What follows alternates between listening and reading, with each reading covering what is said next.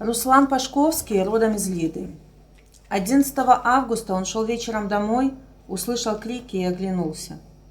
В ту же минуту из бусика без опознавательных знаков выскочили люди в черной форме и схватили его. Из местного РОВД Руслан попал прямо на операционный стол. Ему пробили легкое. И хотя у него была возможность уехать из страны, он остался. Упорно прошел через 6 судов и доказал свою невиновность. И я хочу, чтобы как можно больше людей узнали историю Руслана и истории сотен, тысяч белорусов, которые прошли через пытки. Поэтому сегодня я стану его голосом и прочту его монолог от первого лица. Меня схватили и завели на мойку гаража Лидского РОВД. Там, на мокром бетоне, уже лежали около 20 человек. Продолжали подвозить новых, пока не набили телами все помещение. Если кто-то пытался пошевелиться или что-то сказать, били нещадно.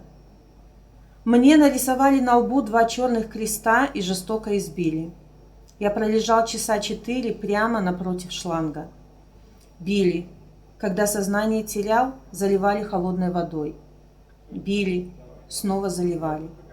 Я уже не мог дышать и разговаривать. И с трудом понимал, что с нами происходит, за что так с нами обращаются. У нас проверяли телефоны, спрашивали, сколько нам заплатили, метили маркерами, баллончиками. Кому-то крест рисовали, кому-то квадрат. Дико кричали. В РОВД составили протокол. Я все подписал. Мне было настолько плохо, что не мог поднять голову. Еле дышал. Легкое уже тогда превратилось в скомканный мешочек сметаны. Было сломано 2 ребра, как выяснилось позже. Несколько раз я терял сознание. Просил сотрудников РОВД вызвать скорую, но они игнорировали. Потом нас завезли в изолятор на территории воинской части к пограничникам. В камере нас было 3 на 3 койки, но я всю ночь простоял на коленях. От боли ни лечь, ни сесть.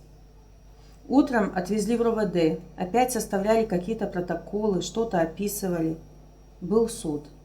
Я рассказал судье все, как было, но это ничего не изменило. Суд длился минуту. 20 базовых. Свободен.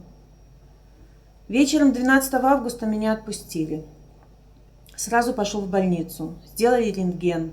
Ушиб грудной клетки. Тотальный пневмоторакс.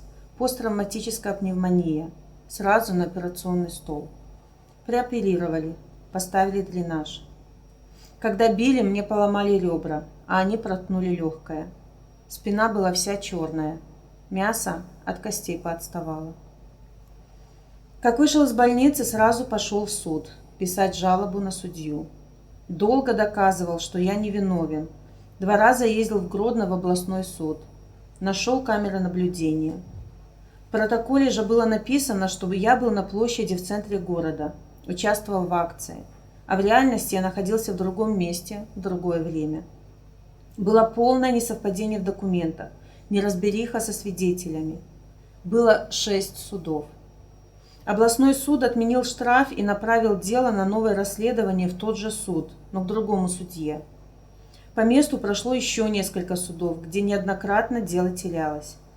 В итоге дело в отношении меня было прекращено по причине недоказанности вины. Участковый сказал: «Что ты еще хочешь? Деньги с тебя уже не требуют. Живи спокойно». Нет, не успокоюсь.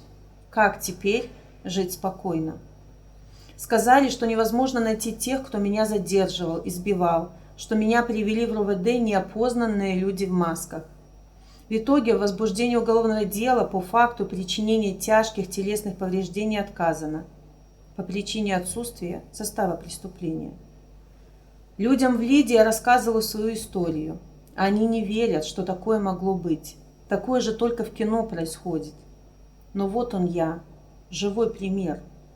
Со мной находился мужчина, которого жена послала в банкомат снять деньги.